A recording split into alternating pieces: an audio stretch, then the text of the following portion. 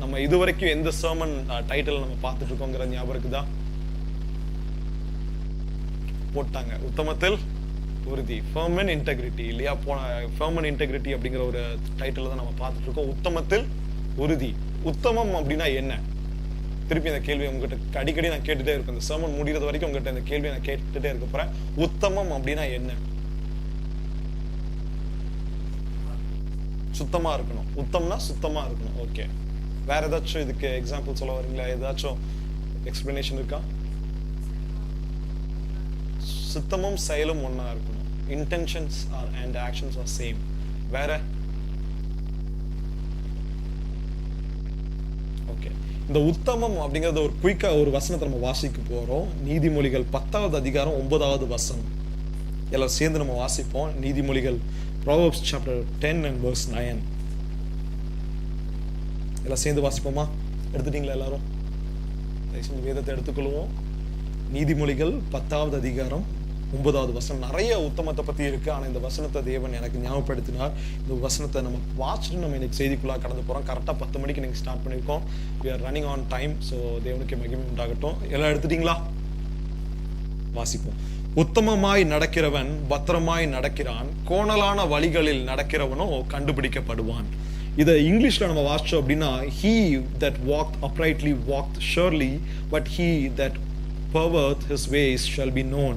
NLT வெர்ஷன்ல விதமாக சொல்லுகிறது, people with integrity walk safely அப்படின்ட்டு. அவங்க நடக்க எப்படி இருக்குமாமா? சேஃபா, பத்திரமாய் நடக்கிறார்கள். நம்ம தமிழ்ல வாசிச்சோம் அப்படின்னா நம்ம சொல்லுது, உத்தமமாய் நடக்கிறவன் பத்திரமாய் நடக்கிறான். இன்னைக்கு உத்தமம் அப்படின்னா, நான் போன வாரங்கள் உங்களுக்கு நிறைய சொன்னேன். நான் இந்த கேமரா என்ன சொன்னாங்க? 4Kன்னு சொன்னாங்க. அந்த 4K சொன்னது இந்த கேமரா 1080p கூட இல்லாத அந்த அளவுக்கு அந்த உத்தமம் இல்லாத ஒரு கேமராவா தான் இந்த கேமரா இது இருக்குது. அதே போல இன்னைக்கு ஜனங்களுடைய வாழ்க்கையிலையும், கிறிஸ்துவன் என்று சொல்லுகிறவங்களுடைய வாழ்க்கையிலும் சரி, கிறிஸ்தவன் இல்லாதவங்களுடைய வாழ்க்கையிலும் சரி, இன்னைக்கு உலகம் எப்படி மாறிடுச்சு அப்படின்னா, உத்தமம் உண்மை உள்ளவன் அப்படின்னு சொல்றதே ரொம்ப ரேரான ஒரு மனுஷனா தான் இருக்கு. தேவன் நம்ம கிட்ட எதிர்பார்க்கறது என்ன அப்படின்னா, ஒரு பரிசுத்தமான ஒரு வாழ்க்கை, உண்மையுள்ள ஒரு வாழ்க்கை, நல்ல உத்தமமான ஒரு வாழ்க்கை தான் தேவன் எதிர்பார்க்கிறார். இன்னைக்கு நம்ம வசனம் சொல்லுது, நீதிமொழிகள் சொல்லுது, உத்தமமாய் நடக்கிறவன் எப்படி நடக்கிறான்? பத்திரமாய் நடக்கிறான். he walked uprightly. He who has the integrity, he walks safely. இன்னைக்கு நம்ம நடக்கிற பாதைகள் எப்படி இருக்கணும் அப்படின்னா, நம்ம நடக்கிற பாதைகள் ஞானமாய் பார்த்து பொறுமையா நம்ம நடக்கணும். ஏன் அப்படின்னா, இந்த உத்தமம் எங்க வெளிப்படும் அப்படின்னா, நம்முடைய கடினமான பாதைகள்ல நம்முடைய சூழ்நிலைகள் வித்தியாசமாய் போகும்போது அந்த நேரத்துல தான் நம்முடைய உத்தமம் பயங்கரமா, மற்ற சாதாரண தினம் டே டு டே லைஃப்ல நம்ம பலர் இன்னைக்கு உண்மையா நடக்கலாம். இன்னும் நிறைய பேருடைய வாழ்க்கையில பாத்தீங்க அப்படின்னா, டே டு டே வாழ்க்கையிலேயே அவங்க உத்தமமாய் நடக்காதவங்க நிறைய பேர் இருக்காங்க. அவங்களுடைய வாயை ஓபன் பண்ணா பொய்யாதான் வரும். அவங்களோட வாழ்க்கையில ஓபன் பண்ணாங்க அப்படின்னா, அவங்க சொல்றது, வாய் ஓபன் பண்ணி சொல்ற வார்த்தைகள் என்ன எப்படி வரும் அப்படின்னா, தேவையில்லாத வார்த்தைகள், தேவையில்லாத பேச்சுகள், மத்தவனை பத்தி பேசுறது. உத்தமமாய் நடக்குது அப்படிங்கிறது உண்மையை பேசுகிறது மாத்திரம் அல்ல, உத்தமம் என்கிறது நிறைய காரியங்கள் சேர்ந்து தேவன் உங்களை பார்க்கும்போது என்ன பார்த்து சொல்றதுதான், இவன் ஒரு உத்தமன். ஆமென். போன மணவாட்டி சபையை பார்த்து தேவன் என்ன சொல்றாரு? உத்தமியே அப்படின்னு சொல்றாரு. மணவாட்டி சபையை பார்த்து, the bride church பார்த்து தேவன் சொல்றது என்ன அப்படின்னா, உத்தமியே, நீ ஒரு உத்தமி, you are so righteous, you are so person of integrity அப்படின்னு தான் மணவாட்டி சபையை பார்த்து தேவன் உங்களை பார்த்து என்ன பார்த்து சொல்ல வேண்டிய வார்த்தைகள் என்ன அப்படின்னா, இவன் ஒரு உத்தமன், இவன் ஒரு உத்தமி. ஆமென். இந்த ஒரு வார்த்தையை தான் தேவன் நம்மகிட்ட என்கிட்ட எதிர்பார்க்கிறாரு. இந்த உத்தமத்தை தான் தேவன் நம்மகிட்ட கொஞ்சம் கொஞ்சமா, it is not something that is easily can be obtained on the day one. இது ஒரே நாள்ல நம்ம இதை அப்டைன் பண்ற ஒரு காரியம் கிடையாது. ஆனால் நம்முடைய வாழ்க்கையில அனுதினமும் அந்த பரிசுத்தை நோக்கி நம்ம நடக்கும்போது, நம்ம வாழ்க்கையில ஆவியானவர் அந்த காரியத்தை நமக்கு காட்டி காட்டி காட்டி என்ன பண்ணுவார் அப்படின்னா, இந்த இடத்துல உத்தமம் மாத்தணும், இந்த இடத்துல இதை மாத்து, இந்த இடத்துல இதை மாத்து அப்படின்ட்டு தேவன் நம்மளை கொஞ்சம் நாளா மாத்திட்டே இருப்பார். ஆமென், ஆமென். நம்ம ஒரே நாள்ல நம்ம நினைக்கிறோம், ஒரே நாள்ல நான் உத்தமனா மாற முடியும் அப்படின்னா என்னால முடியல, இதுவரைக்கும் என்னால முடியல. I'm trying to get towards that. But ஆனால் தேவனாகிய கர்த்தர் என்ன அப்படின்னா, ஆவியானவர் நமக்குள்ளாக இருக்கும்போது, ஆவியானவர் நமக்குள்ளாக இருந்து என்ன பண்றாரு அப்படின்னா, ஒவ்வொரு நாளும் அனுதினமும் நம்மளை கொஞ்சம் கொஞ்சமா இதை மாத்து, இந்த காரியத்தை மாத்து அப்படின்னு எங்க இருந்து வருவார் அப்படின்னா, he comes from the bottom. எங்க இருந்தெல்லாம் தேவையில்லாத காரியம் இருக்குதோ, அந்த தேவையில்லாத காரியங்கள், எந்தெல்லாம் தேவையில்லாத களைகள் எல்லாம் வெட்டி விட்டுட்டு நம்மளை ஒரு கனி கொடுக்கிற ஒரு மரமாக மாற்றுவார். ஆமென். மரத்துல பாத்தீங்க அப்படின்னா, அந்த மரம் வளரும் போது என்ன பண்ணுவோம் அப்படின்னா கீழே வர பிரான்ச்சஸ் எல்லாம் கட் பண்ணி விட்டுட்டே வருவாங்க. சில மரங்கள்ல வந்து கரெக்டா ஒரு ஹைட் வரைக்கும் என்ன பண்ணுவோம் அப்படின்னா கீழே வரதெல்லாம் கட் பண்ணி விட்டுருவாங்க. ஏன் அப்படின்னா அந்த தக்காளி செடி, மெயினா அந்த தக்காளி செடியை பாத்தீங்க அப்படின்னா என்ன பண்ணுவாங்க அப்படின்னா அந்த தக்காளி செடி வரும்போது அதுல பிரான்ச்சஸே வரவிடாதபடி அந்த சைடுல இருக்கிற எல்லா இந்த பிரான்ச்சஸ் எல்லாம் புடுங்கி விட்டு கட் பண்ணி விட்டு வருவாங்க. ஏன் அப்படின்னா அந்த களைகள், அந்த எக்ஸ்ட்ரா பிரான்ச்சஸ் வரும்போது அந்த பிரான்ச்சஸ் என்ன பண்ணும் அப்படின்னா அந்த தக்காளி செடியுடைய சத்தை அதிகமாக உறிஞ்சிட்டு அந்த காய் வரது கம்மியாயிரும். புரியுதா உங்களுக்கு? எத்தனை பேருக்கு உங்களுக்கு புரியுது? இந்த தக்காளி செடியை இந்த ஜெர்மன்ஸோட வீட்டுல பாத்தீங்க அப்படின்னா நிறைய ஒரு ஸ்ட்ரைட்டா ஒரு கம்பு வச்சிருப்பாங்க. அந்த கம்புல சுத்தி நடக்கும் இருக்கும் அந்த செடி. ஆனா கீழே அதுல பிரான்ச்சஸ் இருக்காது, ஸ்ட்ரைட்டா அப்படியே வரும். ஆனா நம்ம ஊர்ல வளர்ற தக்காளி செடி எப்படி இருக்கும் அப்படின்னு பாத்தீங்கன்னா அது பாட்டுக்கு கீழே கடந்துட்டு இருக்கும், அது பாட்டுக்கு படந்து ஒரு கொடி மாதிரி இருந்துட்டு இருக்கும். ஆனா தக்காளி செடி உண்மையாலுமே வளர்த்தணும், எப்படி வளர்த்தணுங்கிறத ஜெர்மன்ஸ் கிட்ட தான் நம்ம கத்துக்கணும். அது வந்து ஸ்ட்ரைட்டா இருக்கணும், சைட்ல பிரான்ச்சஸ் இருக்க கூடாது. அதே போலதான் கர்த்தராகிய தேவன் நம்ம வாழ்க்கையில் என்ன பண்றாரு அப்படின்னா நம்ம வளர தேவனுக்குள்ளாக வளர நம்ம கனி கொடுக்கிறதுக்கு விதமான ஒரு பாத்திரமாக தான் உங்களை எண்ணி மாற்றிக் கொண்டிருக்கிறார். ஆமென். அந்த கனி கொடுக்க விதமாக மாற்றி கொண்டிருக்கும் போது சைடுல என்னென்ன தேவையில்லாத காரியங்கள் எல்லாம் வந்து நம்மளுடைய வாழ்க்கையில இருக்க ஆவிக்குரிய சத்தை, ஆவிக்குரிய ஸ்ட்ரென்த்தை உறிஞ்சு கொள்ளுமோ அந்த காரியங்கள் எல்லாம் புடுங்கி விட்டு வர புடுங்கி விட்டுட்டே இருப்பேன். ஆனா அதே நேரத்துல சில நேரங்கள் அந்த தக்காளி செடியை சில நேரம் நம்ம பார்க்க விட்டோம் அப்படின்னா அந்த பிரான்ச்சஸ் என்ன பண்ணும் அப்படின்னா நல்லா பெருசா வளர்ந்துரும். பெருசா வளர்ந்ததுக்கு அப்புறம் அந்த பிரான்ச்சஸை உடைக்கிறது ஈஸியா கஷ்டம் இல்லையா? அதை உடைக்கிறதும் கஷ்டம். அதை உடைக்கிறதுக்கு நடுவுல என்ன பண்ணிருக்கோம் அப்படின்னா அந்த தக்காளி செடியினுடைய ஸ்ட்ரென்த் அது அதிகமா உறிஞ்சிருக்கும். அதை உடைக்கும் போது தக்காளி செடிக்கும் வலிக்கும், அந்த பிரான்ச்சுக்கும் அதிகமா ஒரு வலி இருக்கும். அதே போலதான் இன்னைக்கு நம்முடைய வாழ்க்கையில நம்ம ஆவியானவர் சொல்லும் போது, ஆவியானவர் பேசும்போது நம்ம ஒரு உத்தமனா நம்ம மாறிட்டோம். நம்ம வாழ்க்கையில அந்த கலையை நம்ம விட்டுட்டோம், அந்த வாழ்க்கையில அந்த பிரான்ச்சை உடைக்கிறதுக்கு நம்ம விட்டுட்டோம் அப்படின்னா நமக்கு நம்ம வாழ்க்கை ஈஸியா இருக்கும் இல்லையா? அவர் சொல்லும் போது இதை விட்டுறணும், அவர் சொல்லும் போது இந்த காரியத்தை நம்ம மாற்றிக்கணும், அவர் சொல்லும் போது இந்த காரியத்தை நம்ம மாற்றிட்டோம் அப்படின்னா நமக்கு ஈஸி. அப்படி இல்லை அப்படின்னா அந்த காரியம் நம்ம வாழ்க்கையில வளர்ந்து பெருசாய் வந்து அதை வெட்டும் போது எப்படி இருக்கும்? கஷ்டமா இருக்கும் இல்லையா? ஒரு மரத்தையே பார்த்தீங்க அப்படின்னா அந்த மரத்தினுடைய சின்ன ஒரு கிளையா தான் வரும். அந்த கிளையை நம்ம உடைக்கணும் அப்படின்னா கை வச்சு ஈஸியா உடைச்சிடலாம். ஆனா அதே நேரத்துல அந்த மரம் வளர்ந்ததுக்கு அப்புறம் அந்த களையை வெட்டணும் அப்படின்னா நமக்கு அந்த தேவையில்லாத கலைங்கிறது நமக்கு தெரியுது. அந்த கலையில எதுவுமே யூஸ் இல்லாம அப்படி இருக்குது அப்படிங்கிறது நமக்கு தெரியுது. அந்த கலையை எப்படி வெட்டுவோம்? நம்ம நல்ல மெஷினை வச்சுட்டு பல மணி நேரம் அதை போட்டு தேய்க்கணும். அதுக்கு பல டீசல் பேர்ன் ஆகும், எல்லாம் நம்முடைய எனர்ஜி பேர்ன் ஆகும். அதுக்கு பத்திரமா பார்த்துக்கணும், எவ்வளவு காரியங்கள் வரும் இல்லையா? சோ அதே போலதான் கிறிஸ்தவ வாழ்க்கையும் நம்ம உத்தமமாய் நம்ம நடக்கிறதுக்கு தேவன் நம்ம வாழ்க்கையில என்ன பண்றோம்னா கொஞ்சம் கொஞ்சமா வாழ்க்கையில தேவையில்லாத காரியங்களை உடைச்சு நம்மளை கனி கொடுக்கிற ஒரு மரமாக மாற்றுகிறார். ஆமென். ஆமென். எத்தனை பேருக்கு புரியுது? ஆமென்.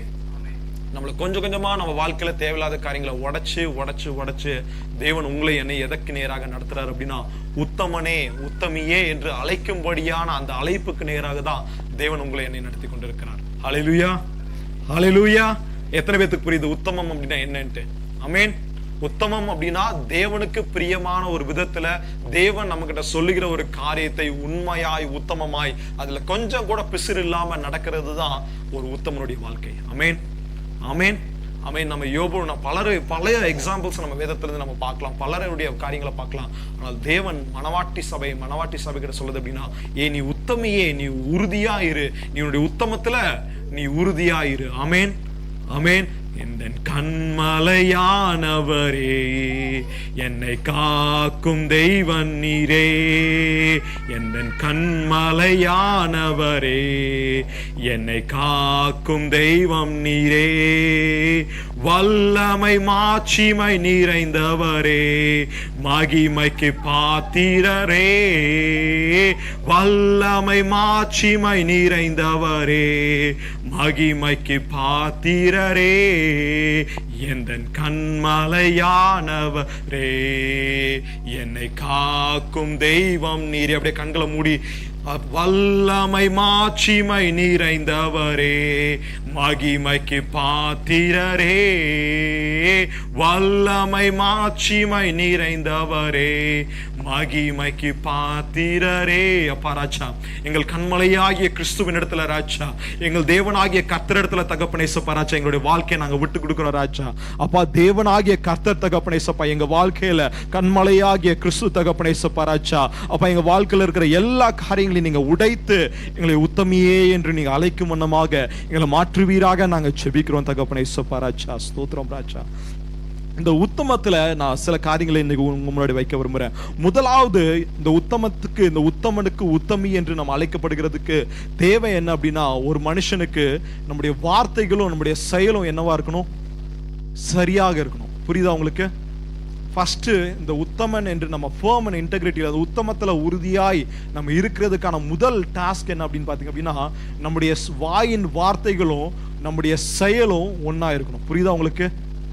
முதலாவது சொல்லுங்க பாப்போம். முதலாவது எப்படி இருக்கணும்? உத்தமனா இருக்கணும். அந்த உத்தமமா இருக்கிறதுக்கு ஃபர்ஸ்ட் ரெக்யர்மெண்ட் என்ன? நம்முடைய வார்த்தையும் நம்முடைய செயலும் ஒரே மாதிரி இருக்கணும். உங்களுக்கு புரியுதா நான் என்ன சொல்றேன்ட்டு? நம்முடைய வார்த்தையும் நம்முடைய சொல்றதோ நம்ம செய்யறதோ சரியா இருக்கும். இன்னைக்கு பலர் பாத்தீங்க அப்படின்னா, என்னைய ஒரு எக்ஸாம்பிள் நான் சொல்றேனே, நம்ம பலருடைய வாழ்க்கையில இன்னைக்கு பாத்தீங்க அப்படின்னா, நான் ஒன்று சொல்லுவேன், நான் ஒன்று செய்யல, அதே படி செய்யல அப்படின்னா, நான் இன்னைக்கு உங்ககிட்ட வந்து ஒரு இதை சொல்றேன், உத்தமனா இரு அப்படின்னு நான் சொல்றேன். நான் பின்னாடி வந்து நான் என்ன சொல்றேன் அப்படின்னா, எனக்கு தெரியலங்க அப்படின்னு உங்களுக்கு தெரிஞ்ச ஒரு உண்மையை நான் பொய்யா நான் சொல்றேன். அப்ப நீங்க என்னை பத்தி என்ன நினைப்பீங்க? இது சரியான ஒரு உத்தமமா இல்லையா? ஸோ இதே வந்து நம்ம வாழ்க்கையில் ஒரு இன்டர்வியூ நடக்குது. இந்த இன்டர்வியூக்கு ஒரு ரெஸ்யூமை நம்ம ரெடி பண்ணுறோம். ஒரு ரெஸ்யூமை ரெடி பண்ணும்போது என்ன சொல்லுவோம்? பக்கத்தில் இருக்கிற ஃப்ரெண்டு சொல்லுவான், டேய் அதுதான் நீ அந்த யூடியூப்ல பார்த்துருக்க, இல்லை அதை எடுத்து போட்டுரும் அப்படின்னு. ஆனால் ரெஸ்யூமில் என்ன போடணும்? நமக்கு எது தெரியுமோ, நம்ம எது ஒர்க் பண்ணியிருக்கோமோ அதுதான் நம்ம போடணும் இல்லையா? இந்த இடத்துல நம்முடைய சொல்றது ஒன்று சொல்கிறோம், ஆனால் உண்மையாலுமே அங்கே செயலில் அது வேற மாதிரி இருக்குது இல்லையா? ஒரு வசனத்தை நம்ம வாசிப்போம். மத்தேயு 15வது அதிகாரம் 8வது வசனத்தை நம்ம வாசிப்போம். மத்தேயு 15:8. யாராச்சும் எடுத்தவங்க வாசிப்போம். மத்தேயு 15:8.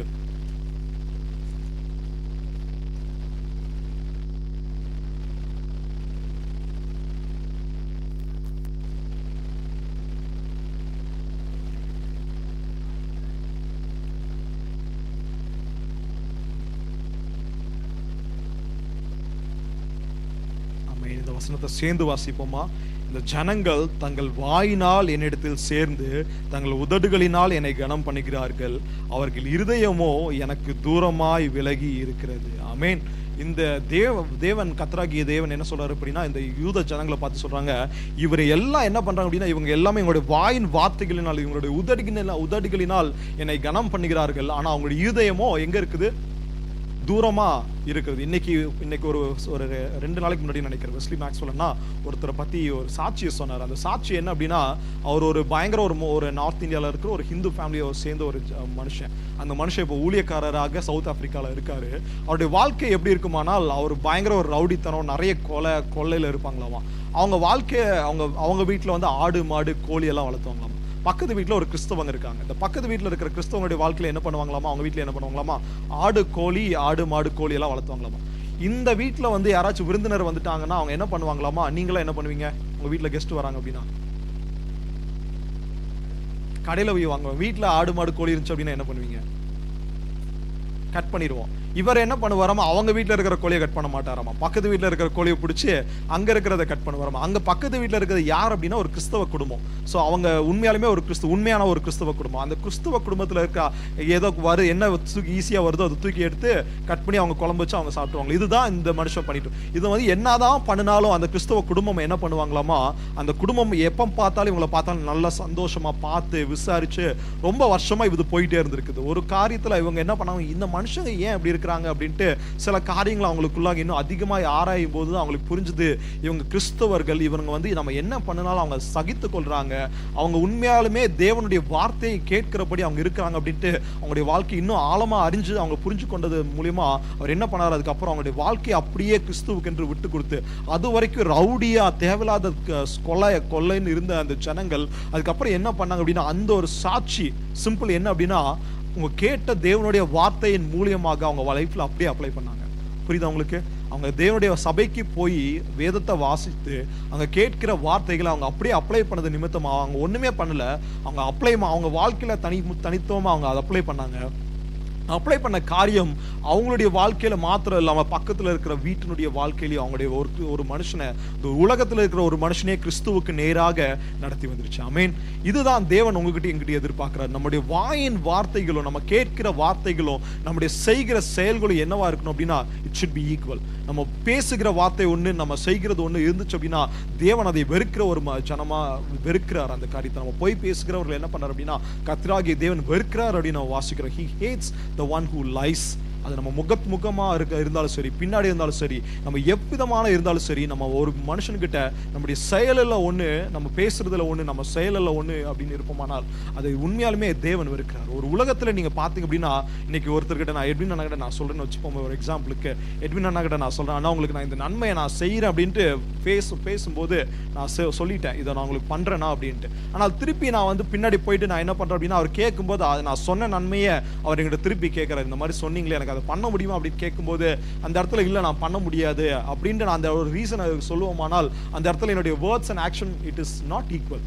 அது ரெண்டுமே வேற வேறையா இருக்குது. நான் சொன்னது ஒண்ணு, ஆனா நான் செய்யறது வேற ஒண்ணு இல்லையா? இந்த செய்யறது அப்ப அவர் என்ன நினைப்பாரு, என்னப்பா இந்த மனுஷன் இவ்வளோ வார்த்தையை பேசுறான், தேவனுடைய வசனத்தை சொல்றாரு, இந்த வசனத்தை சொல்லுகிற ஒரு மனுஷனுடைய வாழ்க்கை எப்படி இருக்குது அப்படின்னா, இவன் பேசுகிறது ஒண்ணு, இவன் சொல்லுகிறது ஒண்ணு அப்படின்ட்டு இந்த வசனம், இந்த வாழ்க்கை என்ன பண்ணுது அப்படின்னா, அவரை ஒரு கிறிஸ்துவின் இடத்துல இருந்து அவர் சில பலர் பார்த்தீங்க அப்படின்னா என்ன பண்ணுவாங்க அப்படின்னா, நம்மளுடைய வாழ்க்கையை பார்த்து தான் இன்னைக்கு பலர் கிறிஸ்துவுக்குள்ளே வராங்க இல்லையா? இவன் உண்மையாலுமே தேவனுடைய வார்த்தையை அப்ளை பண்றான் அப்படின்னு பார்த்து தான் பலர் கிறிஸ்துவுக்குள்ளே வராங்க. பலர் பார்த்தீங்க அப்படின்னா நம்மளுடைய வார்த்தையை பார்த்து, நம்முடைய வாழ்க்கையை பார்த்து என்ன பண்றாங்க அப்படின்னா, they go away from Christ. உங்களுக்கு புரியுதா என்ன சொல்ற அப்படின்ட்டு? இன்னைக்கு தேவன் வந்து என்ன சொல்றாரு, மதுபானம் குடிக்காதீங்க அப்படின்னு சொல்றாரு. ஆனா மதுபானம் நம்ம குடிச்சோம் அப்படின்னா மத்தவங்க உலகத்தின் மனுஷன் என்ன நினைப்பான் நம்மளை பார்த்து இல்லையா? உங்களுக்கு புரியுதா நான் என்ன சொல்றேன் அப்படின்ட்டு? அப்ப பைபிள்ல இப்படி சொல்லியிருக்கேப்பா அப்படின்னு அவன் கேட்டான் அப்படின்னா நமக்கு என்ன ஆன்சர் பண்ண முடியும் நம்மளால இல்லையா? பொய் பேசக்கூடாது அப்படின்னு இருக்கு. நீ பொய் பேசுற, நம்ம வேலை ஸ்தலங்களில் நம்ம பொய் பேசணும். அப்போ அவன் கேட்டான், நீ ஒரு கிறிஸ்டியன் நீ சொல்லிக்கிற, நீ சர்ச் டாக்ஸ் எல்லாம் நீ பே பண்ற, உன்னுடைய ரெக்கார்ட்ஸ்ல நீ கிறிஸ்டியன் இருக்க, நீ எப்படி வந்து கிறிஸ்துவன் அப்படின்னு கேட்டா நம்ம என்ன ஆன்சர் பண்ணுவோம்? சற்று யோசிச்சு பாருங்களேன்.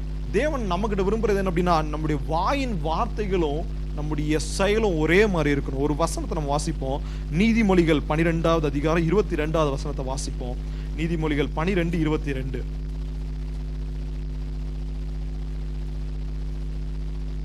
எடுத்தவங்க யாராச்சும் வாசிக்க முடியுமா?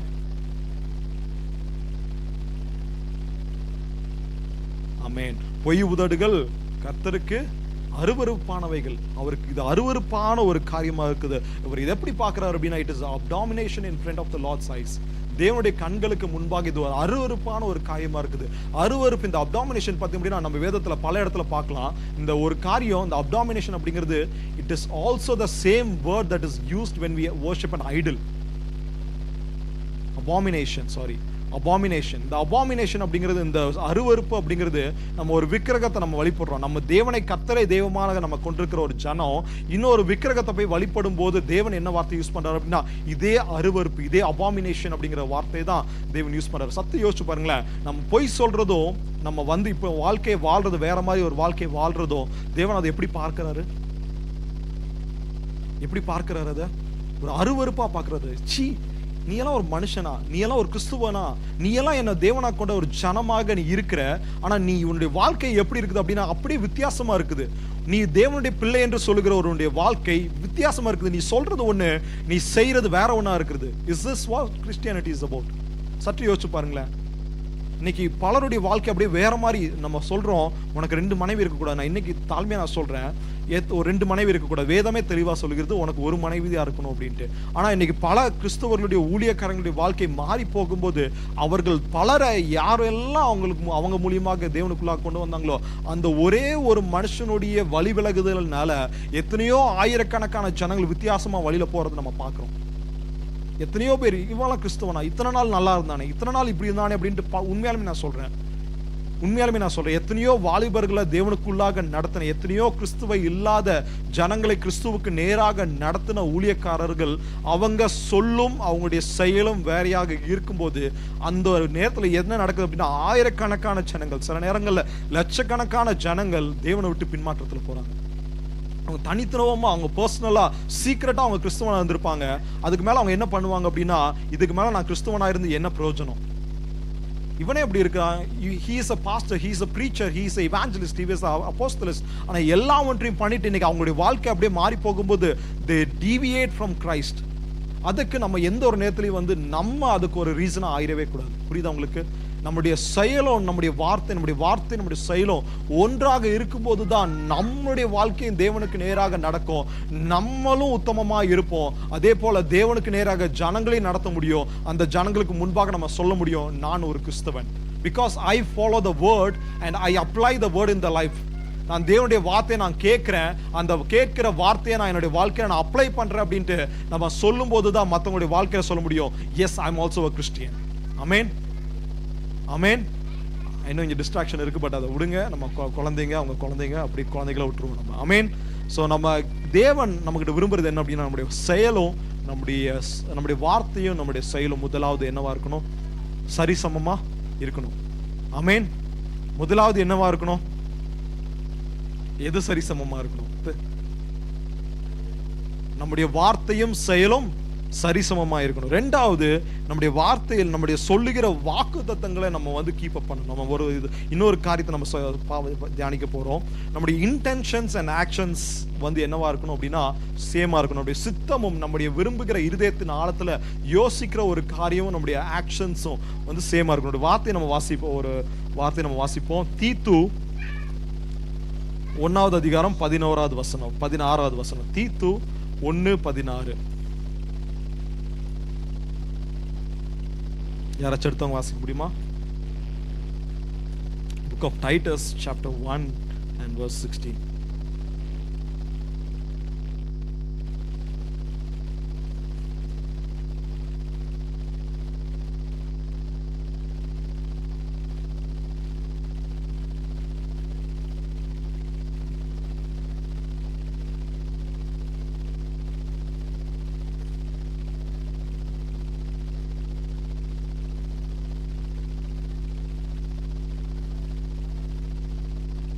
தீத்து 1வது அதிகாரம் 1வது வசனத்துல வாசிங்க, 2வது வசனத்துல வாசிங்க அப்படின்னா நம்ம வாசிக்கிறோம், இந்த கிரேத்தா தீவில் உள்ள ஜனங்களுக்கு தான் இந்த வசனத்தை அப்போஸ்தலனாகிய பவுல் தீத்துக்கு எழுதுறாரு. இந்த தீத்துக்கு அவர் சொல்லும்போது சொல்றாரு, அவர்கள் தேவனை அறிந்திருக்கிறோம் என்று அறிக்கை பண்ணுகிறார்கள், கிரியைகளினாலோ அவரை மறுதலிக்கிறார்கள் என்று சொல்லுகிறார். இன்னைக்கு இவங்க ஜனங்கள் பாத்தீங்க அப்படின்னா கிறிஸ்துவ இவங்க யாரு? இந்த கிரேத்தா தீவுல இருக்கிறவங்க யாரு? கிறிஸ்துவை அறிந்தவர்களா அறியாதவங்களா? கிறிஸ்துவை அறிந்தவர்கள். அவங்க யாரு? Christians. they call themselves as Christians. உங்களுக்கு புரியுதா நான் சொல்றது? எத்தனை பேர் இருக்கிறீங்க? ஆமென், ஆமென். நிறைய பேர் கொஞ்சம் மென்டலி ஆப்சண்டா இருக்கிற மாதிரி எனக்கு தோணுது இங்க இருந்து பாக்குறதுக்கு. ஸோ இந்த தீத்து அவங்க சொல்றது, இந்த கிரேத்தா தீவுல இருக்கிறவங்க யார் அப்படின்னா, அவர்கள் உண்மையாலுமே கிறிஸ்துவர்கள் என்று சொல்லுகிற ஒரு ஜனங்கள், கிறிஸ்துவை அறிந்த ஒரு ஜனங்கள். ஆனா இந்த இடத்துல சொல்றாரு, உங்களுடைய ஜனங்கள், அந்த தீவுல இருக்கிற ஜனங்கள் எப்படி இருக்கிறார்கள் அப்படின்னா, அவர்கள் தேவனை அறிந்திருக்கிறோம் என்று அறிக்கை பண்ணுகிறார்கள், ஆனால் கிரியைகளினாலோ அவரை மறுதலிக்கிறார்கள் என்று சொல்றாரு. இதுதான் அவர்கள் அருவடுக்கப்படத்தக்கவர்களும் கீழ்ப்படியாதவர்களும் எந்த நற்கிரியையும் செய்ய ஆகாதவர்களுமா இருக்கிறார்கள் என்று யாரை பார்த்து சொல்றாரு? கிரியைகளினால் அவரை மறுதலிக்கிற ஒரு ஜனங்களை பார்த்து சொல்றாரு. யாரு இவங்க? அவங்க இருதயத்துல சொல்லிக் கொள்றாங்க, I'm a Christian.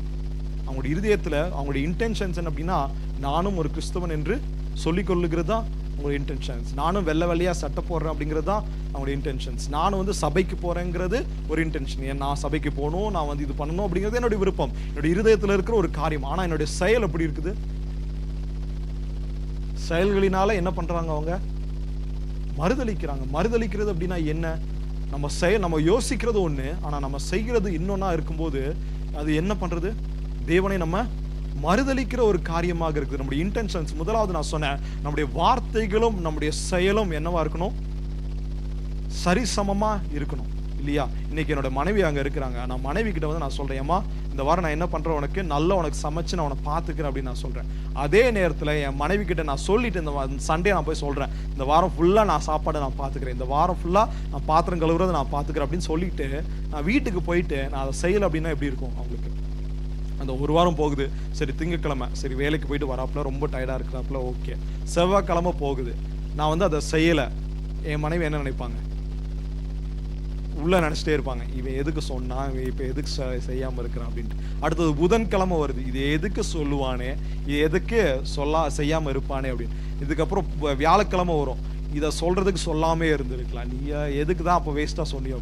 அதே வெள்ளிக்கிழமை ஒரு உள்ள கோவம் அப்படியே பத்திட்டு எரியும், நான் இவ்வளோ டயர்டா ஓடிட்டு இருக்கேன், எனக்கு மூச்சு வாங்குது, என்னால காரியங்களை செய்ய முடியல, ஆனா நீ என்ன பண்ற அப்படின்னா ஒரு காரியத்தை சொல்லிட்ட, அந்த காரியத்தை தயவு செஞ்சு செஞ்சாதான் எனக்கு என்ன, இல்லையா? ஸோ செயல் அப்படின்னா என் மனைவிக்கே எவ்வளோ கோவம் வரும். இல்லையா? இத்தனைக்கும் அவங்க உள்ள வெளியில சொல்றாங்களே இல்லையான்னு எனக்கு தெரியல. அங்க வந்து வெளியில சொல்லாம உள்ள எவ்வளவு கஷ்டப்படுவாங்க. புரியுதா உங்களுக்கு நான் சொல்றது? இதே ஒரு உலகத்துல ஒரு கணவன் மனைவிக்குள்ளே இவ்வளவு ஒரு இது இருக்கும் அப்படின்னா, நம்மளை படைத்த ஆண்டவர் இடத்துல நம்ம ஒரு வார்த்தையை கேட்கிறோம், அவருடைய வார்த்தையை கேட்கிற நம்ம அந்த வார்த்தையின்படி செய்யாம இருக்கும்போது அவருக்கு எவ்வளவு மனபாரமா இருக்கும் சற்று யோசிச்சு பாருங்களேன். புரியுதா உங்களுக்கு? நம்ம இருதயத்துல நமக்கு அவருக்கு ஒரு பொருத்தனை நம்ம செய்றோம். we commit something to God. நம்ம இன்டென்ஷன்ஸ் நம்ம வெளியில சொல்ல மாட்டோம், ஆனால் நம்முடைய இருதயத்தின் ஆழத்திலிருந்து நம்ம தேவனுக்கு ஒரு காரியத்தை சொல்லுவோம். எனக்கு இந்த காரியம் நடந்துச்சு, நான் இதை செய்கிறேன் அப்படின்ட்டு நம்ம தேவனுக்கு ஒரு பொருத்தனை பண்ணுவோம். ஆனால் அந்த காரியங்கள்லாம் நிறைவேறி வரும்போது நம்ம செய்கிறேன் அப்படின்னு சொன்ன ஒரு காரியத்தை நம்ம நிறைவேற்றாமல் இருக்கும்போது தேவனுக்கு எப்படி இருக்குன்னு யோசிச்சு பாருங்களேன். He is not someone நம்முடைய கரத்தினால தான் இது நடக்கணும் அப்படிங்கிறது கண்டிப்பாக அவர் கிடையவே கிடையாது. அவர் யார் மூலியமாகவும் எப்படி வேணாலும் அந்த காரியத்தை அவர் நிறைவேற்ற வல்லவராக இருக்கிறார்.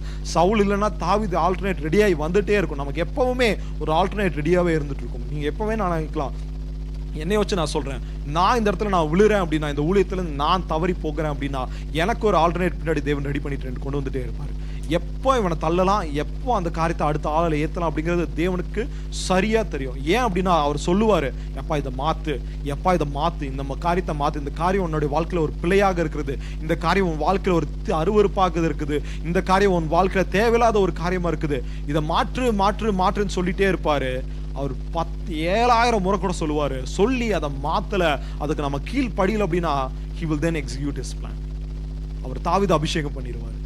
இன்னைக்கு உங்கள் வாழ்க்கையில் நம்ம எத்தனை காரியங்களை நம்ம தேவனுக்குன்னு நம்ம பொருத்தனை பண்ணியிருக்கோம்? நம்ம வருஷத்தின் ஆரம்பத்தில் எத்தனை காரியங்களை தேவனுக்குன்னு நம்ம சொல்லியிருக்கோம்?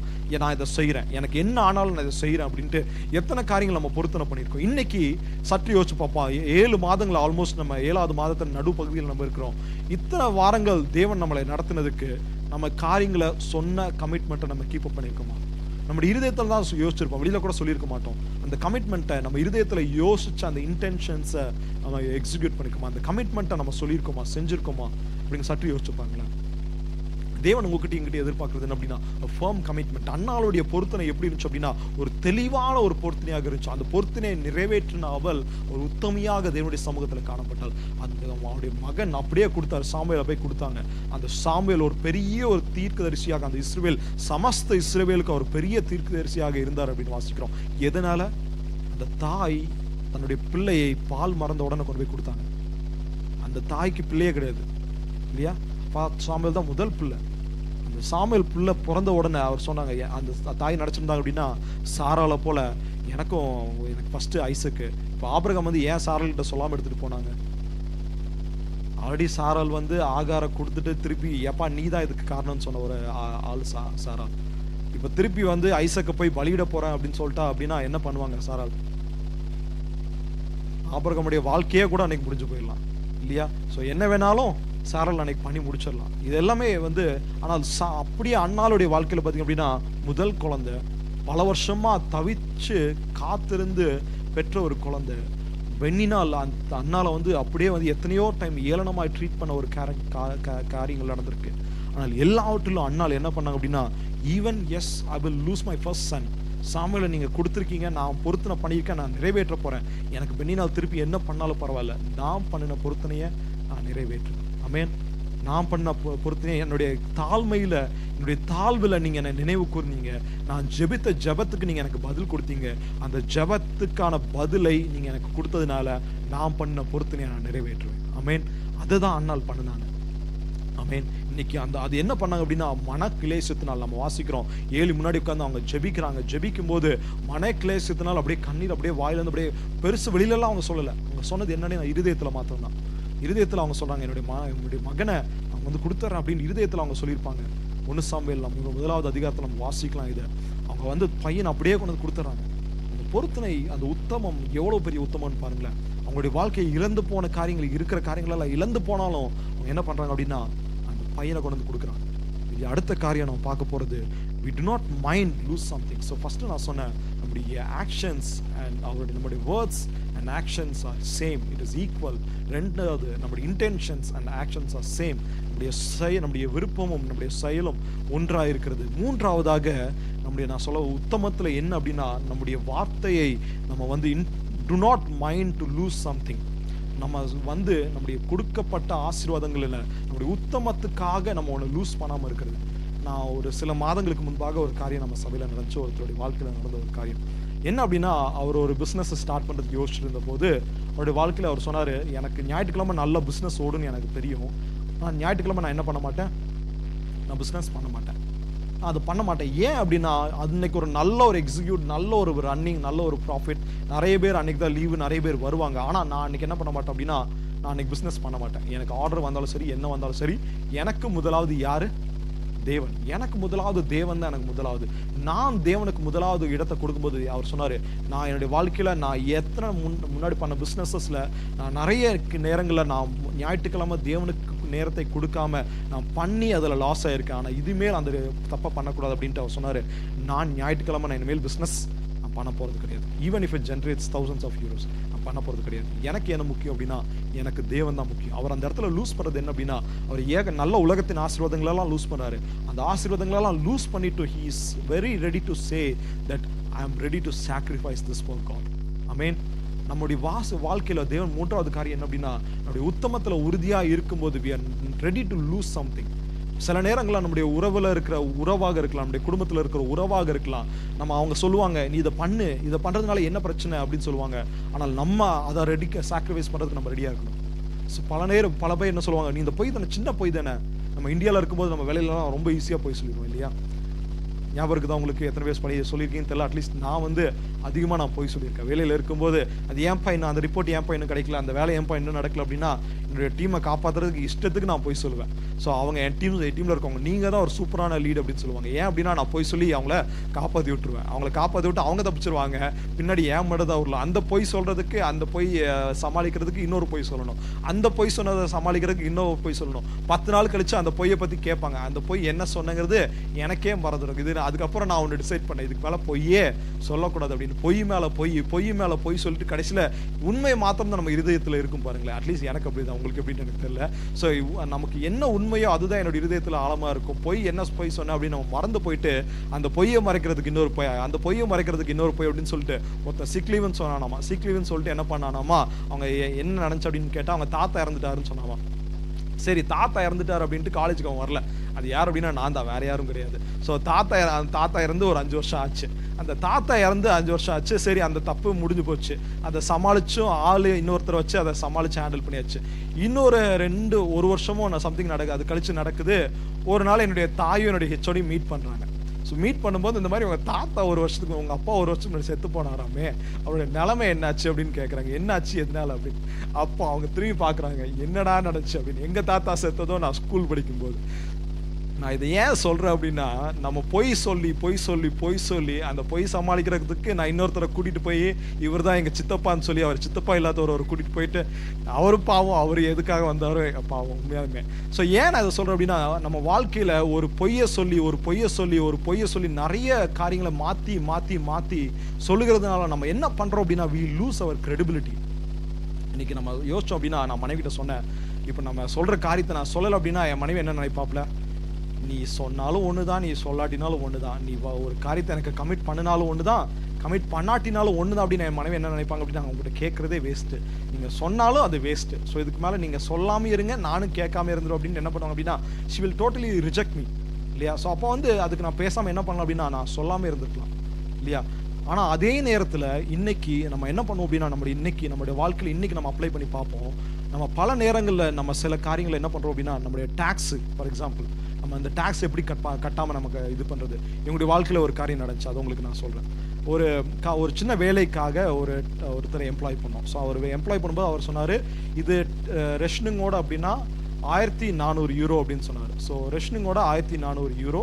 ஆனால் அதே நேரத்தில் பார்த்தோம் அப்படின்னா ரெஷனிங் இல்லாமல் இவ்வளோ யூரோ அப்படின்னு சொன்னார். சாரி, 1000 யூரோ அப்படின்னு சொன்னார். இப்போ காரை நாங்கள் சர்வீஸ் விடும்போது அவர் சொன்னார், இவ்வளோ இது, அப்படி இல்லைன்னா இது இவ்வளோ இது அப்படின்னு சொன்னார். இவ்வளோ யூரோ, ஒரு 200-300 யூரோ கம்மியாக அப்படின்னு சொன்னார். நான் கேட்டேன், நான் மனைவிட்ட கேட்குறேன், இந்த மாதிரி சொல்கிற என்ன பண்ணலாம் அப்படின்னு சொல்லும்போது, தயவு செஞ்சு நம்ம ஆல்ரெடி அடிபட்டுட்டோம், ஒரு தடவை இன்வாய்ஸ் கொடுக்காம கட்டிட்டு இன்வாய்ஸ் இல்லாமையே நம்ம அவ்வளோ காசை நம்ம கட்டினோம். அதனால் நம்ம என்ன பண்ணிடலாம் அப்படின்னா, தயவு செஞ்சு நம்ம இன்வாய்ஸோட நம்ம கரெக்டாக பண்ணுறத உண்மையாய் செஞ்சுருவோம். என்ன ஆனாலும் சரி பரவாயில்ல, நம்ம 200-300 யூரோ எக்ஸ்ட்ரா போனாலும் பரவாயில்ல, நம்ம பண்ணுறது என்ன பண்ணிடுவோம், தேவனுக்கு முன்பாக நம்ம உண்மையுள்ளவர்களாக இருக்கணும். ஒருவேளை அந்த மனுஷனுக்கு அந்த ஒரு ஆப்ஷன் இருக்கலாம், அந்த மனுஷன் நம்மளை பொய் சொல்ல தூண்டலாம், அந்த மனுஷன் நம்மளை தப்பு பண்ண தூண்டலாம். ஆனால் தப்பு பண்ண தூண்டுறதுக்கும் எங்கள் கையிலேருந்து எக்ஸ்ட்ரா நம்ம கையில் காசு லூஸாக தான் போகுது, வேஸ்ட்டாக தான் போகுது கண்களுக்கு முன்பாக. ஆனால் தேவன் இது எல்லாவற்றிலும் கொஞ்சத்தில் உண்மையாக இருக்கிறவனை தான் என்ன பண்ணுறாரு, அநேகத்திற்கு அதிபதியாக மாற்றுகிறார். ஆமென். அவர் நம்ம வாழ்க்கையில கொஞ்சத்துல சின்ன சின்ன காரியங்களை நம்ம வாழ்க்கையில உண்மையை எதிர்பார்க்கிறோம். நீங்க ஒருவேளை நினைக்கலாம், நான் என் மனைவி கிட்ட சொல்றதெல்லாம் அவர் பார்க்கறாரு அப்படின்னு. அவர் பார்க்கறாரு. நான் வேலையில நான் போய் சொல்றதை பார்க்கறாரு அப்படின்னு பார்க்கறாரு. நம்ம ஒருவேளை என்னுடைய பிள்ளை கிட்ட, என்னுடைய மனைவி கிட்ட, என்னுடைய குடும்பத்தில் இருக்கிறவங்க கிட்ட, என்னுடைய உற்றார் உறவினர் கிட்ட போய் சொல்றத உண்மையா இருக்கிறத பார்க்கறாருன்னு அவர் பார்க்கறாரு. நம்முடைய எல்லா காரியத்தையும் அவர் பார்த்துட்டே தான் இருக்கிறார். He never forgets something. நம்ம செய்கிற ஒவ்வொரு காரியம் எங்க எழுதப்பட்டு கொண்டு இருக்கிறது, எங்க எழுதப்பட்டு இருக்கு, ஜீவ புஸ்தகத்துல எழுதப்பட்டு கொண்டு இருக்கு. நம்ம என்னென்ன காரியங்களை என்ன பண்ணிட்டு இருக்கோம், என்னென்ன நாட்டுல நம்ம என்னென்ன பண்றோம், நம்ம என்னென்ன பேசுறோம், என்னென்ன செய்யறோம். Is our actions and words are equal or is it different? நம்ம யாரிடத்துல என்ன காரியங்களை சொல்லிட்டு நம்ம என்ன பேசுறோம் அப்படிங்கறத ஒவ்வொன்றும் என்ன பண்ணிட்டு இருக்காரு, தேவன் கணக்கு வச்சுட்டே தான் இருக்காரு. இந்த கணக்குக்கு ஒவ்வொன்றுக்கும் உண்டு, இந்த கணக்குக்கு ஒவ்வொன்றுக்கும் உண்மை உண்டு. ஒரு நாள்ல தேவன் நமக்கு பதில் செய்வார். அன்னைக்கு உங்ககிட்ட கேட்பார், எப்பா இந்த டாக்ஸை நீ இப்படி எமிட் பண்ணியே அப்படின்னு கேட்பார். நீங்க என்ன சொல்லுவீங்க? இந்த உலகத்துல இருக்கிற ஃபினான்ஸ் சமாளிக்கிறது மாதிரி நம்ம அவரே சமாளிக்கலாம் நம்ம நினைப்போம், இல்லையா? இல்லையா? நம்ம நினைப்போம், ஓகே ஏசப்பா, இல்லை ஏசப்பா அவர் ரெஸ்ட் ரூம் இல்லாமல் தான் தரேன்னு சொன்னார், அதனால தான் நானும் ஓகே சொல்லிட்டேன். அப்புறம் காட் கேட்பாரு, ஏன்ப்பா வேற 10 பேர் அங்கே இருக்கான், ஒருத்தன் இப்படி சொல்கிறான்னா 10 பேர் அங்கே ரெஸ்ட் ரூமோட ஒர்க் பண்ணுறதுக்கு ரெடியாக இருக்கேன், நீ ஏன் அவனை எம்ப்ளாய் பண்ணலன்னு கேட்பேன். நீங்கள் என்ன சொல்லுவீங்க? இல்லையா? நம்ம 50,000 யூரோ சம்பளம் வாங்குறோம். அந்த 50,000 யூரோத்தில் 10,000 யூரோ நம்ம டேக்ஸ் கட்டணும் அப்படின்னா அந்த 10,000 யூரோவை டேக்ஸ் எப்படி கட்டாமல் இருக்கலாம் அப்படின்னு நம்ம பார்ப்போம், இல்லையா? அந்த டேக்ஸ்லேருந்து எவ்வளோ நமக்கு நன்மை வருது அதை நம்ம பார்க்கறது இல்லை. ராயனுக்கு கொடுக்க வேண்டியதை ராயனுக்கு கொடுத்து தான் ஆகணும், இல்லையா? It is not something, it is optional. தேவன் சொல்றாரு, நீ கொடுக்க வேண்டியது நீ கொடுத்ததா ஆகு. ஏசு கிறிஸ்துவே டாக்ஸ் கட்டினாருங்க. அவர் டாக்ஸ் கட்டணும்னு என்ன, அவருக்கு என்ன இதா, இல்லையா? சற்று யோசிச்சு பாருங்களா, அவரே டாக்ஸ் கட்டினாரு. அவரு டாக்ஸ் கட்டினா நம்ம டாக்ஸ் கட்டாம இருக்கிறதுக்கு நமக்கெல்லாம் எங்க, இல்லையா? நம்ம கொஞ்சத்துல உண்மையா இருக்கணும். we are ready to lose something. சில பேர் சொல்லுவாங்க, இந்த உறவுல சில நண்பர்கள் வரும்போது அவங்க சொல்லுவாங்க, எப்பா இது ஈஸியா பண்ணுப்பா, இது போய் இந்த பொய் சொல்லியிருப்பா, இது போய் இந்த பொய் சொல்லியிருப்பா அப்படின்ட்டு, இதெல்லாம் மனைவி கிட்ட ஈஸியா போய் சொல்லிட்டு வந்திருப்பா அப்படின்னு சொல்லுவாங்க. we are ready to lose the relationship for keeping up our relationship. உண்மையாய் நம்ம இருக்கிறதுக்கு நம்முடைய நண்பர்களை, நம்முடைய உறவினர்களை சில பேர் சொல்லுவாங்க, நீ அது பண்ணுப்பா, சில பேர் இது பண்ணுவாங்க. எத்தனையோ ஷார்ட்கட்ஸ் நமக்கு இந்த உலகம் சொல்லிக் கொடுக்கறதுக்கு ரெடியா இருக்கும். ஆனா ஒரே ஒரு காரியம் தான் நம்ம உண்மையில நடத்துகிறதுக்கு ரெடியா இருக்குது அப்படின்னா அது தேவனாகிய கர்த்தர் மாத்திரமே. ஆமென். இந்த உலகம் ஈஸியா சொல்லிடும், இது பண்ணு, நீ அது பண்ணு, நீ அது பண்ணிட்டு ஈஸியா உனக்கு டாக்ஸ் கட்ட வேணாம், அது பண்ணிடலாம் அப்படின்ட்டு. ஆனா உண்மையாலுமே சரியான வழியில நடத்துறதுக்கு ஒரே ஒருத்தர் தான் ஆயத்தமா இருக்கிறார் அப்படின்னா அது தேவனாகிய கர்த்தர் மாத்திரம். ஆமென். தேவனாகிய கர்த்தர் அவர் சொல்லுகிற வார்த்தையின்படி நம்ம நடந்துட்டோம் அப்படின்னா இட் இஸ் வெரி ஈஸி. இன்னும் ஒரே ஒரு காரியத்தை மாத்திரம் இன்னைக்கு முன்னாடி சொல்லி நான் கடந்து செல்ல விரும்புறேன். கடைசியா முதலாவது நான் சொன்னது என்னது? ஃபர்ஸ்ட் பாயிண்ட் என்ன? நம்ம ஸ்கிரீன்ல போடாதீங்க மாதிரி செஞ்சு. ஃபர்ஸ்ட் என்னது? சொல்றதும் செயலும் ஒன்னா இருக்குது. ரெண்டாவது என்ன? ஆமா, intentions and actions are equal, இல்லையா? இது ரெண்டாவது காரியம். மூன்றாவது காரியம், நம்முடைய உத்தமத்திற்காக we are ready to lose something. ஓகேவா? முதலாவது என்ன சொன்ன? வார்த்தையும் செயலும் ஒன்னா இருக்கணும். ரெண்டாவது சிந்தனையும் செயலும் ஒன்னா இருக்கணும். மூணாவது எதாச்சும் இழக்கிறதுக்கும் நம்ம ஆயத்தமா இருக்கிறோம். நாலாவதாக ஒரே ஒரு காரியத்தை நான் சொல்லி முடிக்க விரும்புறேன். இந்த உத்தமம் என்பது என்னன்னா, நம்முடைய வாழ்க்கையில உத்தமம் இல்லாமல் இருக்கும்போது தேவன் உணர்த்துகிற அந்த காரியத்தை, தேவன் சொல்லுகிற அந்த காரியத்தை நம்ம ஃபிக்ஸ் பண்றதுக்கு நம்ம ரெடியா இருக்கணும். இதுதான் நாலாவது. நம்முடைய தவறை சுட்டி காட்டும் போது அதை சரிப்படுத்துவது தான் இந்த நாலாவது பாயிண்ட். நம்ம இன்னைக்கு யோசிக்கிறோம், ஒருவேளை ஏன் இது உண்மையாலுமே எனக்கு தேவை அப்படின்ட்டு ஒரு வசனத்தை வாசிட்டு இதுக்குள்ள நம்ம வந்துருவோம். நம்ம உண்மையாலுமே உத்தவன் யார் அப்படின்னு நம்ம இதுக்கு முன்னாடி நான் சொன்னதுக்கான ஒரு வசனத்தை நான் சொல்லிடுறேன். சங்கீதம் 15:4 எடுத்தவங்க யாராச்சும் வாசிக்க முடியுமா? சங்கீதம் 15:4.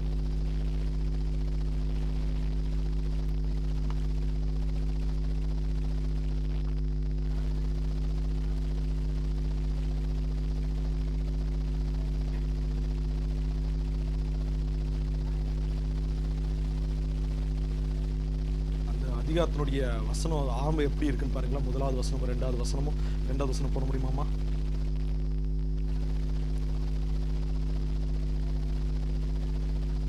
சத்தியத்தை பேசுகிறவன் தானே. யாரு உத்தமன்? என்ன பண்றான்? அவனுக்கு நஷ்டம் வந்தாலும் அதில் அவனுடைய உத்தமத்துல தவறாது இருக்கிறான். 2வது வசனம் தானே அது. 2வது வசனத்துல உத்தமனாக நடக்கிறவன்.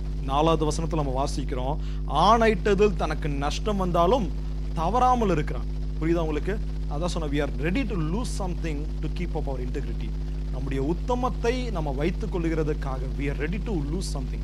அது நம்முடைய உறவா இருந்தாலும் என்னவா இருந்தாலும் we are ready to lose it. கடைசியா ஒரே ஒரு காரியம், நம்முடைய வாழ்க்கையில தவறான காரியங்கள் இருக்கும்போது அதை மற்றவர்கள் என்ன பண்ணுவாங்க அப்படின்னா சில பேர் சுட்டி காட்டுவாங்க. போன வாரம் ஒரு காரியம் நடந்துச்சு. இது தப்பு அப்படின்னு நான் சொல்லலை.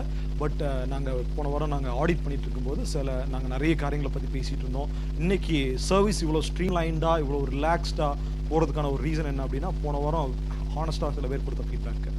நாங்கள் உட்காந்து பேசும்போது எப்படி போயிட்டுருக்கு, சர்வீசஸை பற்றி, சர்ச்சை பற்றி சில காரியங்களை பேசும்போது எப்படி போயிட்டுருக்கு அப்படின்னு கேட்கும்போது சில பேர் உண்மையாலுமே சொன்னாங்க, இந்த மாதிரி வார்த்தைக்கு டைம் கம்மியாக இருக்குது. சில காரியங்களை நான் எட்வின் அண்ணாவுடைய லீடர்ஷிப்போட நான் பேசிட்டு இருக்கும்போது நான் கேட்டேன், சபை எப்படி இருக்குது உண்மையாலுமே? நம்ம இது பண்ணிட்டு இருக்கோம். ஃபார் எக்ஸாம்பிள் பைபிள் ரீடிங் பண்ணிட்டு இருக்கோம், நம்ம கிட்ஸ் பைபிள் படிக்கிறாங்க. அப்போ அவங்ககிட்ட ஒரு ஃபீட்பேக்கை கேட்கும்போது அவங்க சொன்னாங்க, இது படிக்கணுமேன்னு படிக்கிறோம், it is not adding any value. அந்த வசனத்தை படிக்கிறோம், ரீட் பண்ணுமே அப்படின்னு டக்குன்னு இப்போ ரியான், லெட்டிஷியா, லிஷியா, எட்லின், டேனியெல்லாம் அவங்க வாசிக்கும் போது நான் சற்று அவங்க பார்க்கும்போது நான் பார்க்குறேன், அவங்க அப்படியே வாசிச்சுட்டு போயிடறாங்க கடன்ட்டு. நம்ம லிஷியா இருக்கும்போது அவங்க பார்த்தீங்கன்னா ரன்னிங் ரேஸில் ஓடுறது மாதிரி தான் ஓடுவாப்ல லிஷியா. ஸோ இதை நான் அவங்ககிட்ட கேட்கும்போது அவங்க சொன்னாங்க, எனக்கு இது ஒரு வேல்யூ ஆட் பண்ணுற மாதிரி எனக்கு தெரியல அப்படின்னா. இதே சங்கீத பகுதியை நாங்கள் யோசிக்கும் போது பார்த்து it has become a tradition.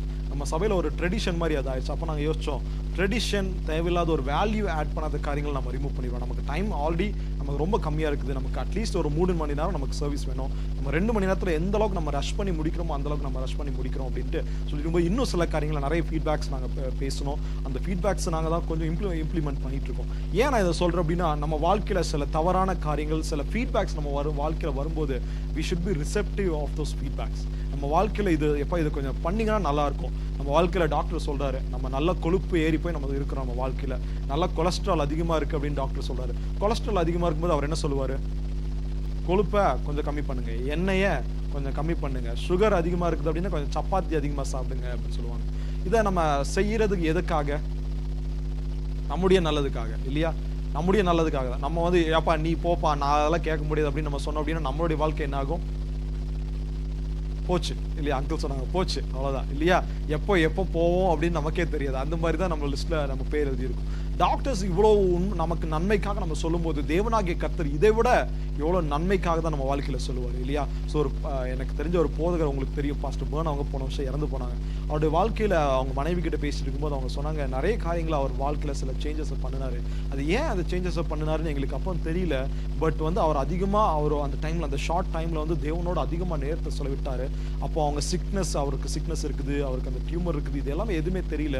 But அதை தெரிய வரும்போது அவங்களுக்கு தெரிஞ்சது, அவர் வித்தின் அ ஷார்ட் ஸ்பேன், ஒரு 1.5 months எல்லாமே, ஒரு ஆல்மோஸ்ட் 1 month எல்லாமே நடந்து முடிஞ்சிச்சு. டியூமர் டயக்னாஸ் பண்ணி எல்லாம் முடிகிறதுக்கு அவர் கிட்டத்தட்ட 1 month இறந்தே போயிட்டார். அவங்க சொன்னாங்க, அவர் கிட்டத்தட்ட ஃபியூ மந்த்ஸாவே ப்ராஜெக்ட் இல்லாமல், வேலை இல்லாமல் இருக்கிறார். ஆனால் அந்த வேலை இல்லாமல் இருக்கும்போது அவர் என்ன பண்ணார் அப்படின்னா, நிறைய காரியங்களை அவர் மாற்றிக்கொண்டார். எங்கள் குடும்பத்தோட அதிகமாக நேரத்தை செலவிட்டார், தேவனோட அதிகமாக நேரத்தை செலவிட்டார் அப்படின்னு சொன்னாங்க. ஏன் அப்படின்னா, அந்த காரியங்களை உணர்த்தி தேவன் அவர் சொல்லும்போது, இப்போ அவர் நினைச்சிருக்கலாம், எனக்கு ப்ராஜெக்ட்ல நான் எப்படியாச்சும் நான் ப்ராஜெக்ட் எடுக்கணும், நான் எப்படியாச்சும் காரியங்கள் எடுக்கணும் அப்படின்னு. ஆனால் தேவன் அந்த இடத்துல அவரை உணர்த்துறதுக்கு அவர் என்ன பண்ணார் அப்படின்னா, அவர் விட்டு கொடுத்து, அவர் அவருடைய கடைசி நாட்கள் அவருக்கு அது தெரியல, அவருக்கு அது உண்மையாலுமே தெரியல. ஆனால் அந்த காரியங்கள் தேவன் அதை நடத்துகிற பாதையில் அவர் என்ன பண்ணார், he let himself to be in that path. அவர் கடினமான பாதையில் அவர் போய் உட்கார்றதுக்கு அவர் ரெடியா இருந்தார். It is a very difficult situation. வேறையே இல்லை. வாரத்தில் 40 மணி நேரம் வேலை செஞ்சவருக்கு வேலை கிடையாது, சும்மா இருக்கணும், ப்ராஜெக்ட் எதுவுமே இல்லை, புதுசாக வரமாட்டேங்குது, கைக்கூடி வரதெல்லாம் போயிட்டு இருக்கு அப்படின்னு நினச்சிட்டு அவர் என்ன நினச்சிருந்தா, வேற ஏதாச்சும் நான் வேலைக்கு போறேன், நான் ஃபுல் டைம் அப்ளை பண்ணுறேன் அப்படின்றது. he did not do that. அவர் என்ன பண்ணார் அப்படின்னா, அமைதியாக உட்கார்ந்து தேவனத்தில் அதிகமாக நேரத்தை செலவிட்டார். அதிகமாக நேரத்தை செலவிட்டு within few weeks he passed away. Within few weeks, it was a very shocking news for us.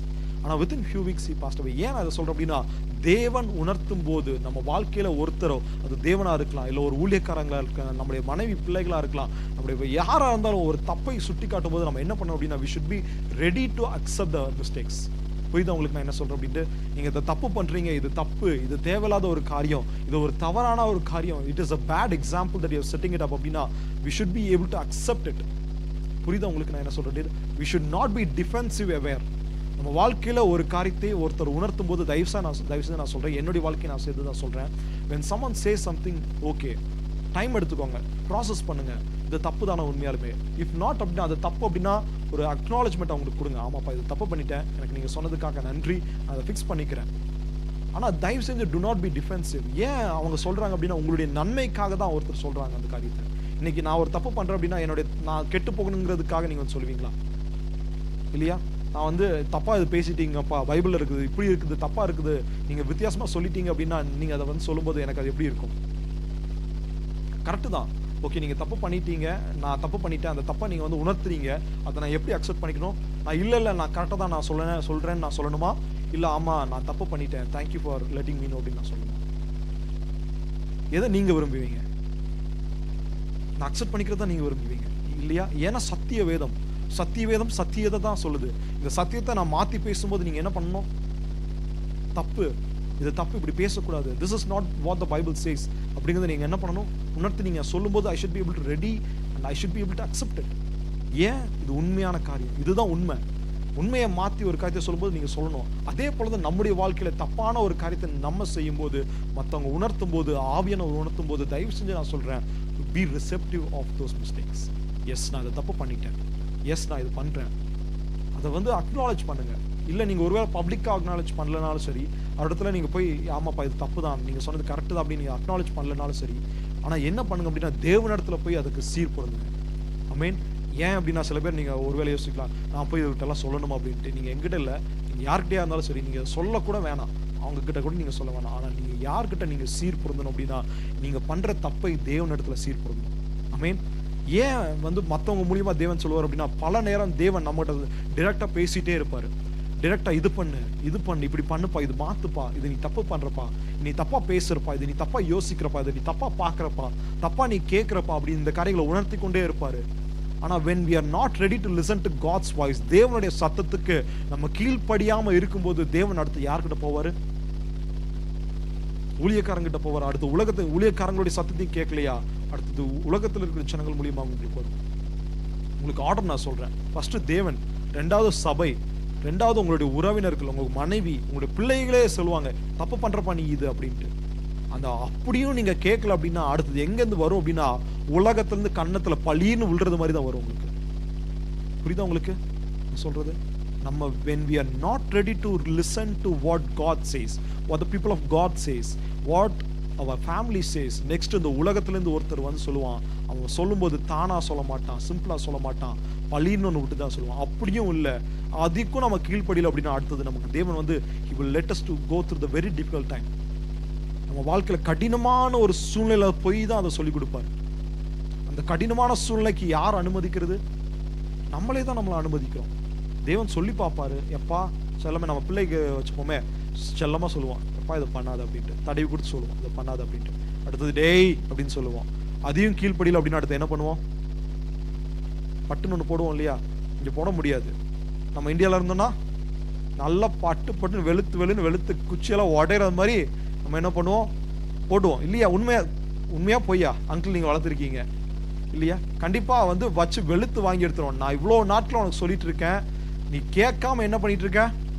அதே காரியத்தை திருப்பி செஞ்சுட்டு இருக்க. அதே காரியத்தை திருப்பி ஒரு உலகத்தின் தகப்பன் தாய்க்கே இப்படி அவங்க இந்த ஆர்டரில் போவாங்க அப்படின்னா, நம்ம பரம தகப்பன் எப்படி பொறுமையா நம்மகிட்ட சொல்லி அவர் பொறுமையுள்ளவராக இருக்கிறார், அவர் உண்மையுள்ளவராக இருக்கிறார். நம்ம காரியத்தை அவர் ஃபிக்ஸ் பண்ணுங்கிறத அவருடைய என்கோல். நம்ம வந்து உடைக்கணும், நம்மளை வந்து நிர்மூலமாக்குங்கிறது அவருடைய விருப்பமே கிடையாது. ஆனால் அதை ஃபிக்ஸ் பண்ணி ஆகணும். ஏன் அப்படின்னா உங்களுடைய ஆத்மாவும் என்னுடைய ஆத்மா அவருக்கு விலையேற பெற்றது. ஆமென். நம்முடைய ஆத்மாவை நரகத்துக்கு போகணுங்கிறது மாத்திரம் அவருடைய விருப்பமே கிடையவே கிடையாது. He wants us to be in the heaven with him. அதுதான் அவருடைய விருப்பம். அதுக்கு நம்ம என்ன பண்ணணும் அப்படின்னா we have to let him to work through us. நம்ம வாழ்க்கையில் சில காரியங்களை தேவன் பேசும்போது அதை விட்டு கொடுங்க. நம்ம வாசிக்கிறோம் நீதிமொழிகள் 28வது அதிகாரம் 13வது வசனத்துல, தன் பாவங்களை மறைக்கிறவன் வாழ்வடையவே மாட்டாம. எனக்கு இது தப்பு இல்லை நம்ம சொன்னோம் அப்படின்னா we will never live, we cannot really sustain, we cannot really prosper.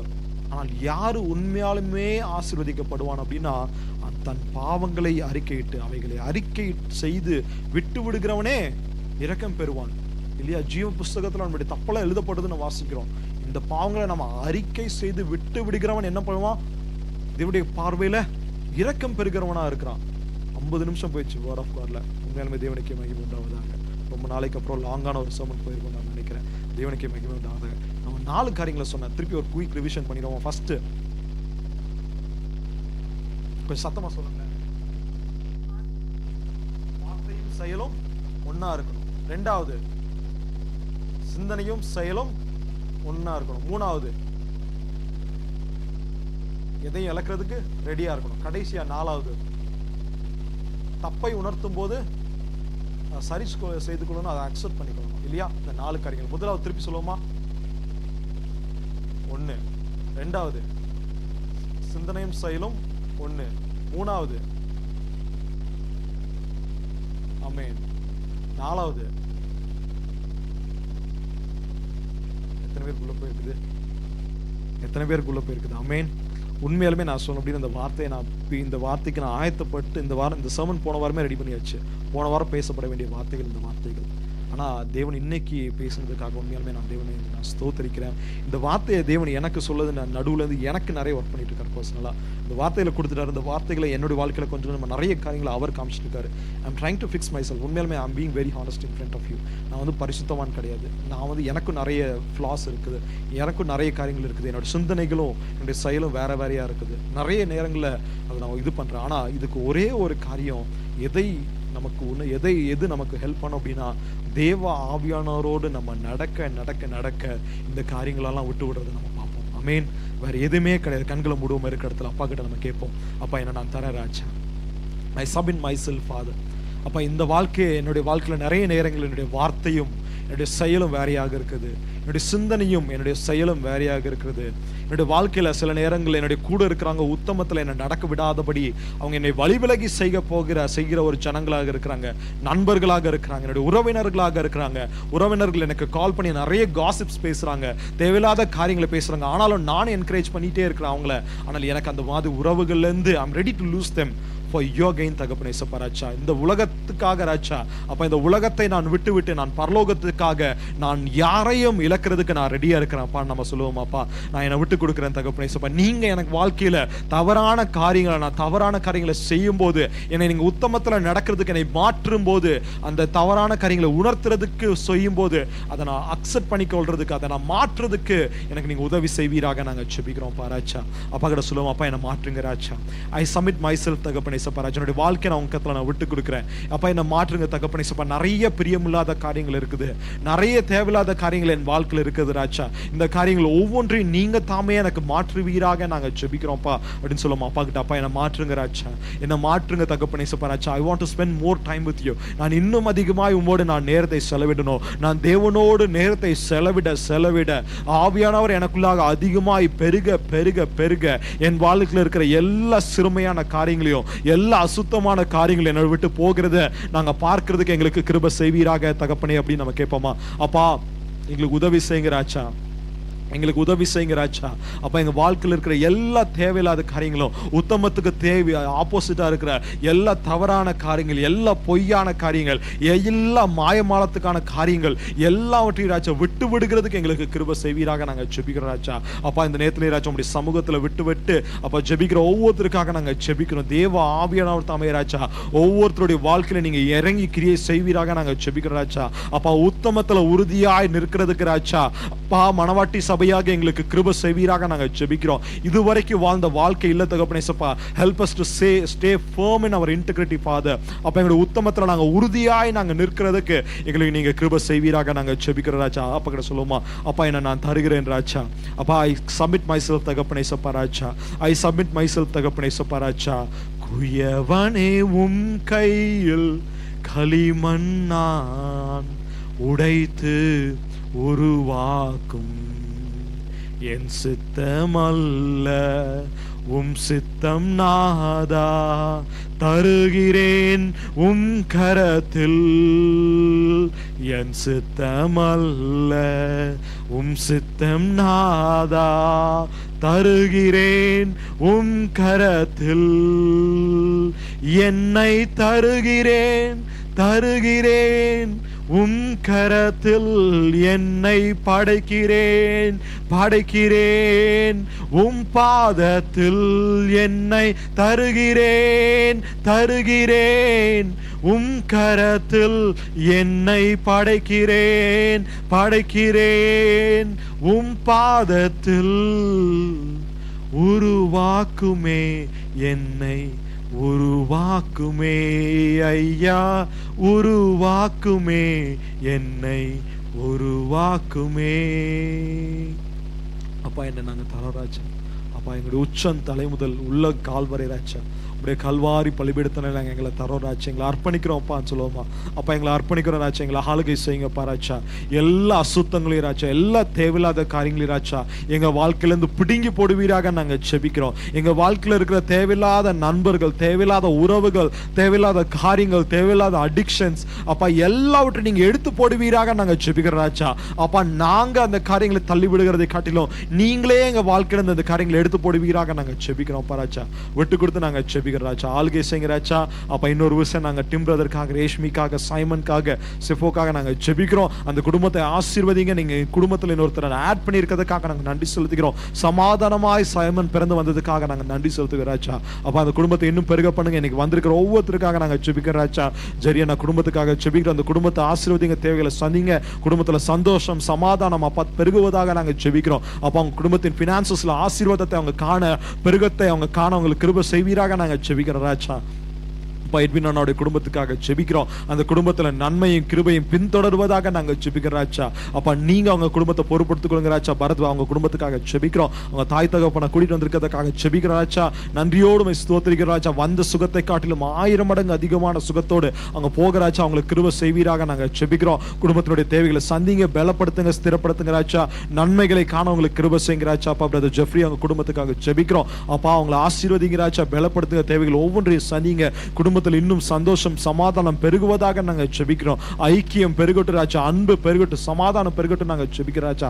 அப்பா பிராங்க் பாஸ்டருக்காக நாங்க ஜெபிக்கிறோம். அப்பா ஆவியானவர் அப்பா, we ask you for your blessings to cover him Father with full strength that he needs, put all that he needs Father. We ask you for your complete protection over his life Father. We thank you that he is a blessing to the church Father. அப்பா எல்லாவற்றையும் நீங்க பொறுப்படுத்துங்க. எங்க குடும்பத்தையும் கர்த்தர் அர்ப்பணிக்கிறோம். நீங்க ஆளுகை செய்யுங்க அப்பா. வராம இருக்கிற ஒவ்வொருத்தருக்காக நாங்க ஜெபிக்கிறோம். உங்களுக்கு பரிபூரண சுகத்தையும் பலத்தையும் தந்து நடத்துவீராக நாங்க ஜெபிக்கிறோம். ஆசீர்வதிங்க ராஜா, பலப்படுத்துங்கப்பா. ஒவ்வொருத்தரையும் நீங்க ஆசீர்வதிங்க.